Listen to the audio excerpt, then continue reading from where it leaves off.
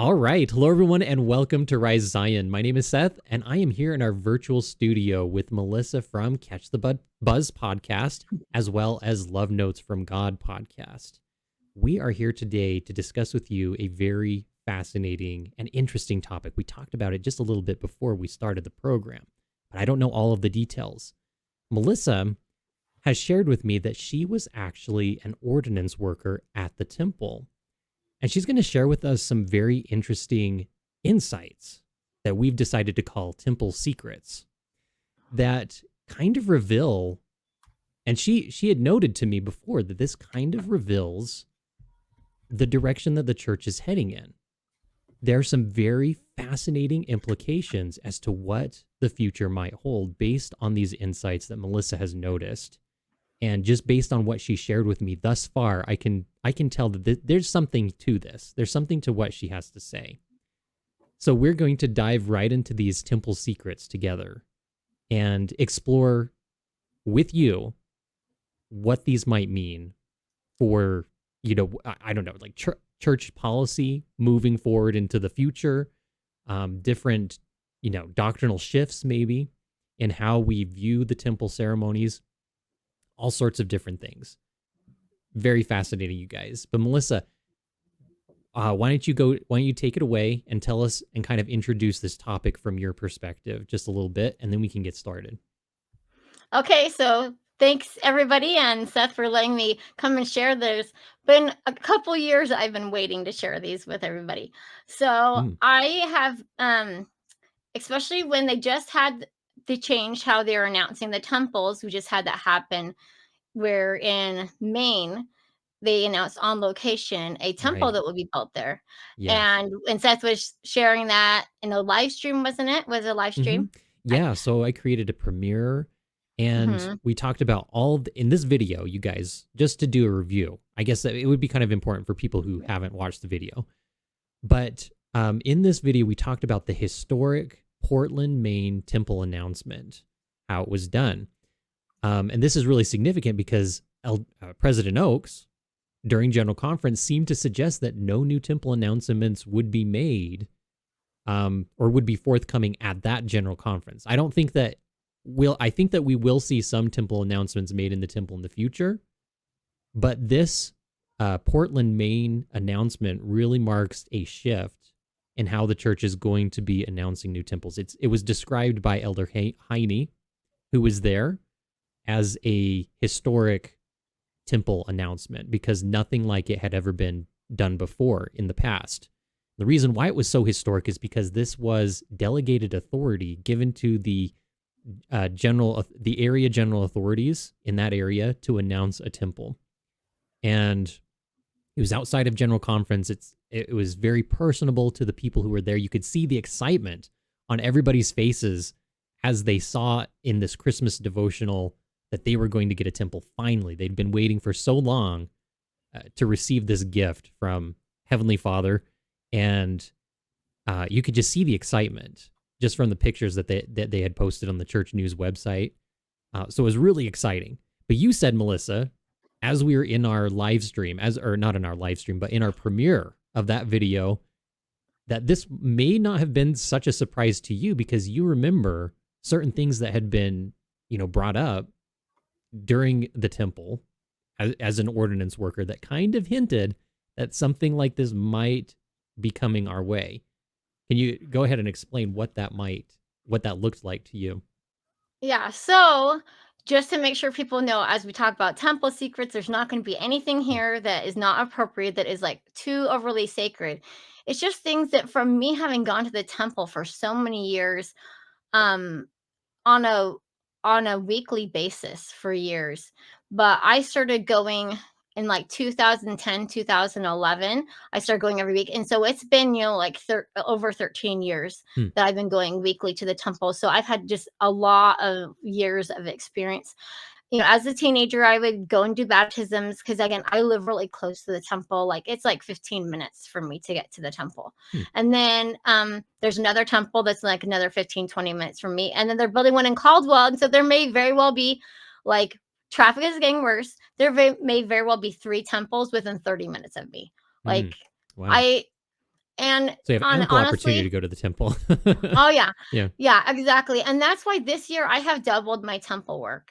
So I don't just go in and do 1 endowment, I go do 2 Awesome. endowments, I do ceilings, because I am thinking about you people that can't just go, that is hard, that it takes like an hour, hours just to go.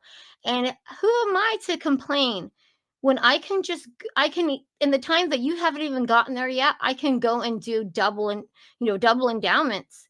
And so I've just kind of taken that upon myself to say to the Lord, like, this is important and I need to increase, I need to multiply everything that I'm doing. I knew that there was that blessing of my family having protection if I went. And so I was so grateful to know, and I reflected about that our bodies are a temple, and that how I treated my body. Remember, my scripture said my prayers, it could still be as though I was going to the temple, and then I just increased. I worked on family history and stuff instead, and so that's what I just want to say to anybody who doesn't have the opportunity to easily go to the temple: is there are ways that we can do that same kind of work to the best of the ability that we can. And it's just amazing to see these changes. And so then I always wanted to be a temple worker. And I found out that your kids couldn't be at home anymore. And I was like, that's going to be forever till I can be a temple worker. And then I went one day and I said, somebody's young, because the missionaries were starting to be able to work at the temple before they went on their mission. Mhm. And I was a little jealous. And then I was like, oh, okay, I'm so glad they can be here. That's great. And then they had service missionaries who could work at the temple as well. And so that's more young people. And then they changed it in about 28. So that was around 2014 that they changed it. This progression of adding on temple workers, as we'll see how Uh-huh. this starts to build. So you have mission people prefer they go on their mission can be a temple worker, and then you have service missionaries that can work, and then also and then they changed it so that if you had children at home you could be a temple worker. I was super grateful that all of a sudden, like we talk about, like coming as a thief in the night, for me this came like a thief in the night. All of a sudden I could work at the temple. And I also didn't know people got called to work in the temple, so I just called myself. Mm. I'd heard about it and asked the bishop, and and it was amazing. I went in and have an interview, and then they said, well, what day do you want to work at the temple? And I was like, oh, it's just like that. Okay. And so all of a sudden, it just, all these things fit together for me to be an ordinance worker. And so it's such a blessing if anybody gets a chance to be an ordinance worker. Oh, you would just, the to know the Lord's words. And that was one of the most experiential experiences I had. I love to memorize things. And so I thought, oh, I've been going for years. I got this. And I couldn't get the words down. And I just kept making mistakes. And a couple of times during doing the initiatories in particular, and I was struggling, a couple of temple workers at different times the same day were like, these are the Lord's words. These are the Lord's words. And it really hit home to me what a blessing it is for us to know words directly from the Lord. The revelation is incredible. Do you have any other questions, real quick, before I Yeah, keep you moving were on? about to explain how you understood the implications from your temple experience, why these temple announcements would be changed in the way that they were. So in 2019, as I was an ordinance worker, we would have a meeting before our shift, and the temple president said that the prophet wanted to have 100 more temples in 6 years. And so I knew the pace was going to have to start picking up. Things were going to have to start being different than they'd been before. The Hmm. traditional patterns were not going to work anymore. Like, you could just feel it. When you're in the Interesting. temple, there's this like spiritual electricity. And with people being on like the same frequency with the Lord, like revelation is just drinking through a fire hose. Yeah. It's so different. It's so different. And I always wondered when I see these people hugging each other with so much love, and they were other temple workers, I could see how that is when you've Yeah. consecrated yourself to Well, and something like that's this. really interesting implications, Melissa, because I remember too when we were talking previous to all of this happening, even before General Conference, I had heard that interview by Elder Wilson, who was the general authority over temple building. And he also talked about the plans that President Nelson had put in place to have a certain amount of temples. I believe it was like a total of 600 temples by 15 years out. And these plans had already been put in place all the way back before his time, before President Nelson became prophet. They started rolling these temples out even before him. So my thought process was, well, that's really interesting that President Oaks would then come out with this announcement. Okay, we're slowing down temples, and maybe they are kind of still Mhm. slowing down temples. But you're right; it's kind of like it indicated that to you, as you heard in the temple from the temple president, that and your thought process was, okay, Things are so gonna more have to be temples are still different. going to Yeah. come, but things have to be shifting up a little bit. Yeah. And the other thing is too that they said that was significant, was that they said no longer are we trying to build temples like up on a mountaintop. We're not trying to hide temples, but we are trying to have them blend in to fit in. Interesting. And so that was another thing where seeing these progressions, I was like, "Oh, yeah, they're gonna announce it in, like, a state conference. Of course they are." It just makes sense. So, I mean, and I've even gone further to think that maybe at some certain point, okay, well, there's more things to say, but at a certain point that maybe they would take stake centers and could be able to have a certain part of the stake center that is set aside for temple services. Hmm. Just to make because if you think about it, it makes sense with the parking lot, it's not being used most of the time during the week. All that Yeah. parking space, there's a lot of space there. And so we're trying to talk about the Lord is wants us to be good with our means, with Yeah. our resources. And so I was like, that would make it really easy, a It really would make a easy lot of sense, transition, you know? especially in places where it's kind of difficult to have temples, Mhm. or where it takes a particularly long time to build a temple. I think that the precedent is that we of course want to build something that honors God and is a house for him, something of the finest materials as the Bible points out. But when that's not possible, I think that's a fantastic, and we have all this space, in stake centers and stuff that could be used. That's a very interesting thought. So they're saying at the temple that they wanted to, you repeat that again, they wanted to have They temples be blending like in blend more. in. Yeah. Interesting. Yep, and I think we see that. As I've seen these other more recent temples that they've announced where they're having a breaking, but they can't really because there's an existing building, they're just changing over, Yeah, you like in know? Brussels, right? Yep, exactly, and there's another temple that is the same situation. I can't remember what temple it is, New but it's York. also Yeah, mhm, because it and was so it's just like, you see, for me, I've already heard this, yeah. So that's very interesting. So they're trying to blend in more. So that's really interesting. You guys in the comments, let me know what you guys think that could mean, because Well, there's and see, there's that's different possibilities too. I mean, that's a And fascinating and idea. that's where some of the challenges have been. If people have known the oppositions that's come against the temples as they've been building them, they've had prejudice against our temple Mm, having a spire that's too tall, yet some other churches of other faiths, their spire's even higher. yeah. So, that's So quite a double standard. yeah, to me, it does sound more like bigotry a lot of the times. It's like in Mhm. Las Vegas, the lights are too bright, Yeah. and on the It's a temple. yeah, right? Yeah. Las Vegas. Yeah. But, I mean, it's all part of this persecution of the saints that we're being warned against. Hmm. That Interesting. is coming along. So even to me, when I look at the scripture study cards, and this is the one for this year, right? For Oh Come yes. Follow Uh huh. Me. Uh huh. It's interesting from an artistic perspective, it's black, right? Yeah, it's Like very that dark. seems it's black. And then it's interesting to me when you look at this picture, to me it felt like dark times are coming. We need to Hmm. focus. On This is something what in the we middle. focus on. Yeah. We focus on the Savior, we focus on Christ, we focus on the gospel, we focus on the restored church Hmm. of Jesus Christ of Yeah. Latter-day Saints.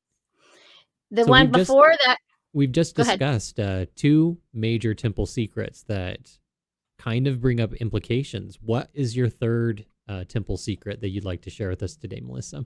So something that I had shared with you before is as I was an ordinance worker, we did something called what was called Temples of the Sea, if I remember that correctly. And we were Okay. piloting it. And what would happen is, as I was the first follower, and of course, the first time I was the first follower, I had this harder thing, because we would have a tablet, and instead of the video progressing itself, we would have to do it manually ourselves. And so the amazing thing about this is, as we were in our temple worker meetings, they would prepare us for, they told us in other countries, which is where we're going, that governments could come into a building, you have to make it accessible at a moment's notice. And so there's certain people assigned to remove things that were sacred. And then in this way, having this tablet progressing the video, you'd be able to keep that all within this Hmm. device and be able to quickly remove it. And then you wouldn't possibly have it getting into the wrong hands, Interesting. being So this sacred. is like, can you explain what that is a little bit more? So this is called Temples of the Sea, or is it Isles Mhm. of the Sea? Something like that. Yeah. So We would refer to it as temples of the sea. Temples of Yeah. the Sea. Interesting. Mhm. And it's like an app, or it's like a program that was developed, or Yeah, it was in it. We had it, sorry. We had it like it was like the video in this tablet that would progress things along. And so yeah, I don't know, of course, exactly how it all worked, but again, this is a means of being able to get temples to everywhere, whether or not there be internet access so it's sort of like or a different cloud system services, where something. it kind of Mhm, broadcasts this temple video out to all of the different temples around the world. But you were mentioning just now that in some countries, the government officials can just go into the temple, which is kind of concerning if we have sacred videos that we don't necessarily want mhm. to be in the wrong hands. So Yes. that's fascinating. And so they're able to, if I understand correctly, they're able to withdraw or just withdraw the cloud so that those videos are now no longer accessible to Yeah, government because I officials. believe it seems like it's just streaming, from that device to the television. They had a TV in there. Interesting. And so that's another way the Lord is accommodating for these things that happen, just like the ASL. I happen to be there, and I have a video about this ASL miracle where there's a seat available next to a lady, and I was like, she's got a TV by her. I feel as like a podcaster that people want to know things and I should find out, right? So I Mhm. was like, hey, can I sit by you? And I sat by her and found out that her daughter was the one that was doing the ASL in this video. And Mm. so before, you would only go to the temple and be able to do work if you had a translator there for you for ASL. So now, of course, they can go at any time. And then also in the video, it used to just play, but now it's like still images, which helps with the language translation, because now you're not trying to match up a mouth with all these words. It's Oh, just the yeah. still frame. Yeah, it's just a But still frame like a presentation PowerPoint kind of thing. Yep, and so it makes it so much easier, and also, I think that we don't really think so much, and you would probably understand better having gone to a foreign country in your mission, but culturally, people perceive things differently, and so also by not having so much action, I think it makes it easier for them to be able to focus, first of all, on just words rather than watching some actions, but Mhm. also not trying to interpret, like, feeling, Behavior. emotion, and purpose. Yes. Yeah, Yeah. intent. Okay. So That's to an me interesting thought. But yeah. going back just a moment though, Melissa, back to the temples of the sea concept that you introduced Mhm. just a moment before, we need to talk about some of the implications of that. Because that's really significant, I feel. Because if we're talking about going into countries like China, for example, that are communist countries, or other countries that are not um, perhaps very friendly to Well, like, the religious church was expression. just built in a Muslim country, Yeah, right? Was like it? these dictatorships. That's very Mhm. fascinating. And it kind of seems Yeah, to indicate where the church is heading if which we is understand the everywhere. preparations that they're making. Yeah. Yeah, they're heading in everywhere. And so they're making Well, accommodations. Well, yeah, and it's not I think that one of the interesting things that when we before we started recording was so fascinating to me is that you're telling me here that there's things that we can learn in the temple that's not necessarily in the temple presentation, not necessarily in the covenants, even though those are very valuable things. And the principal things I would say that we are learning, there's so much yes. more that we can be learning. And you're kind of, sharing with us some of these little tidbits, these temple secrets that Yeah. really kind of prove that this is the case. So that's a really fascinating. Well, Oh, that's a another one. yeah. I All forgot right, to so mention. now we're moving on to our fourth temple secret. So, what was so amazing is, so I was doing ceilings and I stayed a Uh-huh. little bit after, and there was a patron that was speaking to the sealer. And I don't know what country he was in, but it was in the area of Russia. Okay. And he said that he was speaking to a sealer, and he was just amazed. And he goes, "How many?" The patron said to the sealer, he goes, "How many languages do you speak?"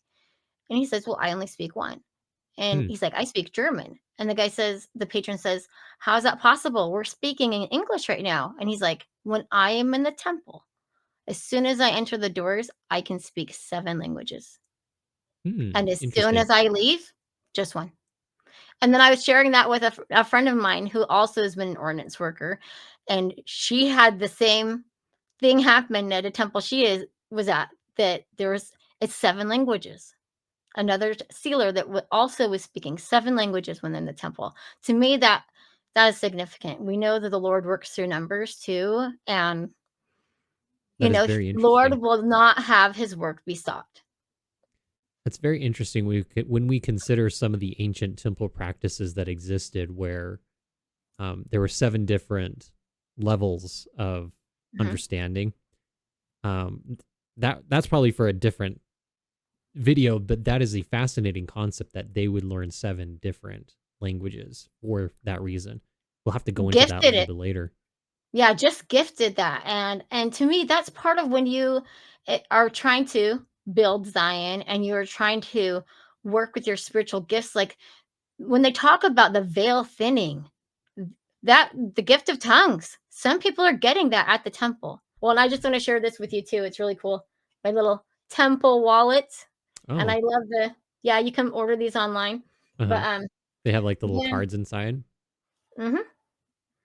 And then that saying from President Nelson, Mm, every time you worthily serve and worship in the temple, you leave armed with God's power and with his angels having charge over you. And mm. that was one of those things. My family is the most important to me. And I was like, I need an army of angels. I'm building an army of angels. And a secret I can tell you too, that some people have been told, but don't even quite understand, is that those that you do the work for are there. Oh They're yeah. there when you do the work. They are. And I've had people say, like, I had a former bishop from my ward. He was like, "Well, they might be." And I'm like, "No, every time I have a moment where I'm like, is that really right? Or is that just what I think that I'm remembering? Or is that personal revelation to me?" I have a sealer, for example, reminding me again that, so you guys know, they're here when you do the work. Oh They yeah. are. They're real people. Yeah, I definitely have a So testimony of that as well. I don't have any doubt as to that. That is definitely true. So, I love that. Thank you for bringing that secret up again. I think that that is something that I don't know, I've talked about that before, just mentioning it in passing, every once in a while. But it's so important that we do recognize that they not only are they there with us as we're doing the ordinance with them, but they come out with us as we leave the temple, and they are with us to, kind of help us as well. So I think that is significant. Well, and I think too, you and I, we were speaking last night. We were recording a video for my channel, actually. Oh, It's going to be a Harry Potter one. So yes, hopefully yes. you guys will check out that one, because I don't know if Seth, if you're going to have some of that on your channel or not, but it's going to be really fun.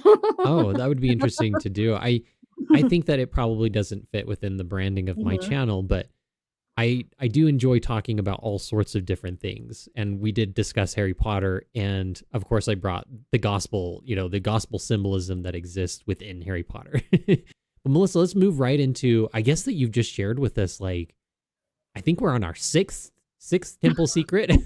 I think that you just shared um 4 and 5 already, so I think that we're on the sixth. I'm not sure though. But yeah. Well, I can say something else that I have just recently learned. So I have an Okay. aunt that went to China. They're not missionaries; they're English language teachers for BYU. And something that was so cool is, through the history in China, she has seen so many parallels to the temple Yes, and there's a to lot some of of the different things things. that, yeah, to some of the things that we hold most sacred. And so it's been amazing to me. So I feel like the Lord has got to be coming soon, because even at all the years that I've gone, there was like the most sacred things that I just accepted, and I was like, I don't need to know why that's that way. Hmm. I'm fine. I don't need to know that. But through speaking with my aunt and learning these things that she learned from China, and we know how many people, like, that's the most highly populated, the biggest population of people is in China. And so what a difference would it make for them to have the gospel Yeah. and to know that Christ visited there. He just visited all over the world, and there's signs of his visiting. And we talk about scripture that's going to be coming forth. There's Hmm. so, all this archaeology discoveries, and it's just amazing to see. And as I was, I learned even the most sacred things. And they talked about when you would go to the temple that you would see Christ. Hmm. And I said, not literally, you only see him in some more imaging than you had seen before, because there's been adjustments that have been made that when you go and you're doing the endowment, you see the Savior. But also, I've come to realize, and hopefully you'll check out that video that I had with her when we learned Christ's name in Hebrew. Then start to realize that Christ's name, Jesus, his name is everywhere. It's on so many different things. And so it just really hits home how much our Savior loves us Yeah. and how much he truly is God is in the Well, details yes. And how of our interesting, lives, Melissa, that all of everything. these temple secrets that you've been sharing with us kind of indicate that the church is putting in place infrastructure to be able to move into the the area Everywhere. with the greatest population on the planet in China. So we see you have this temple. How do you say it? Temples of the sea? You called it.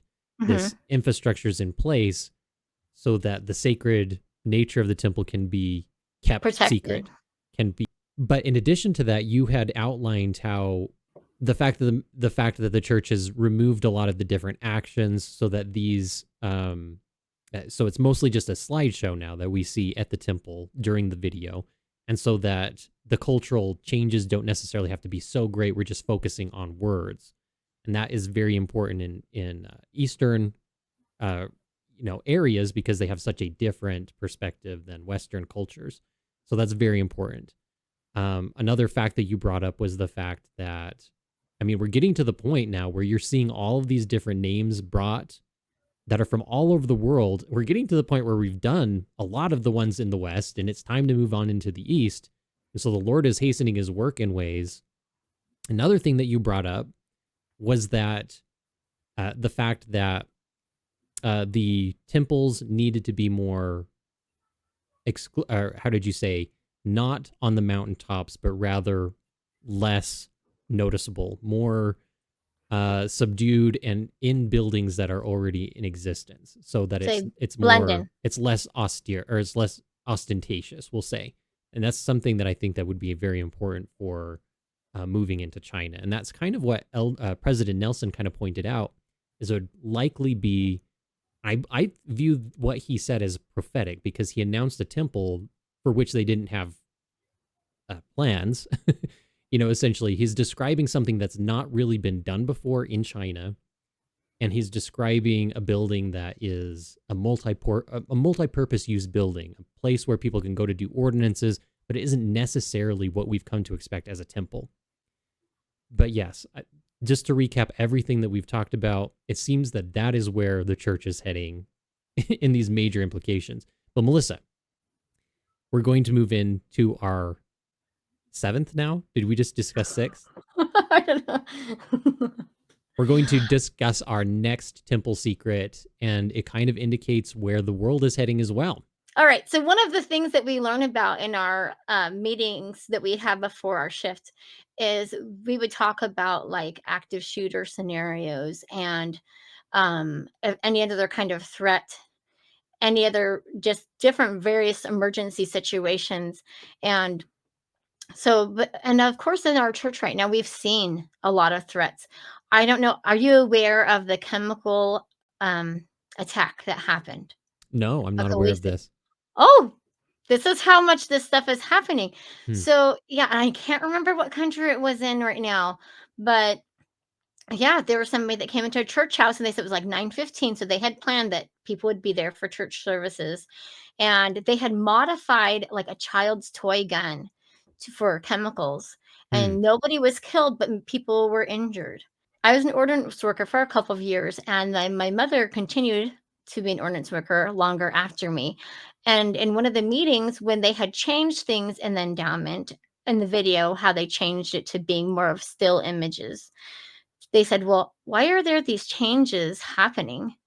And they said, "As there are more temples built, there's more light and knowledge."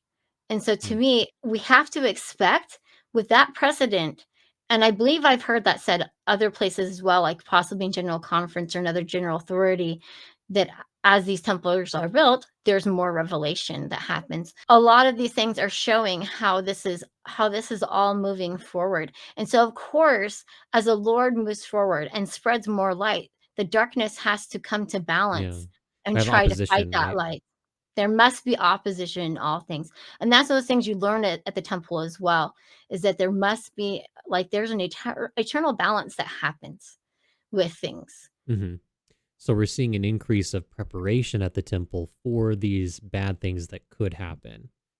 No, we don't want everybody to feel like the temple is an unsafe space, but it is kind of telling that the temple is taking these kind of things seriously.